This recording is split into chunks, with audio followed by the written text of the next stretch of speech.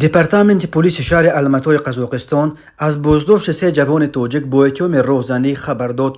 پلیس گفت این سه جوان سالهای تولدشان 1992، 1995 و 1996 برای نقاب پوشیده به خانه یک جوانزن ساکن الماتا حمله کردند و آرایشات طلایی و تلفن او را به یغما بردند، ولی جبر دیده یکی از آنها را شناخته است. خود این دستگیر شدگان برای شرح قضیه دسترس نیستند، ولی جانبک شیناسیلوف سردار اداره پلیس نویه ژتسو تفصیلات حادثه را چنین نقل کرد: جبر دیده در خانهش قرار داشته، در خانهش گشوده بوده است.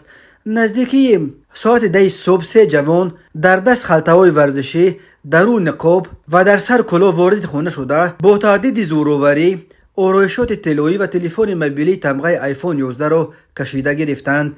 ولی جبر دیده در سیمای یکی از غارتگران یک شناس مادرش را شناخته است. در جریان برگزاری چاره‌بینی‌های فوری و جستجویی گمان بر شوندگان دستگیر شدند. آنها شهروندان تاجیکستان، سالهای تولدشان 1992، 1995 و 1996 می باشند. همچنین به صورت فوری معین کرده شد که جنایتکاران به محل جنایت سوار ماشین تمغه لادا پریورا آمده بودند. مالهای غارت شده همچون دلیل شیعی به پرونده همراه کرده شد. دستگیر شدگان به حبس گرفته شدند. پلیس از ارائه جزئیات دیگر قضیه به دلیل خلل نرسانیدن به جریان تفتیش خودداری ورزیده است. پلیس گفت برای معاین و دستگیر کردن شریکان دیگر در این جنایت چاره‌ها اندیشیده می شود. قزاقستان بعد روسیه دومین مسیر بزرگ سفر مهاجران کاری از تاجیکستان به شمار می رود.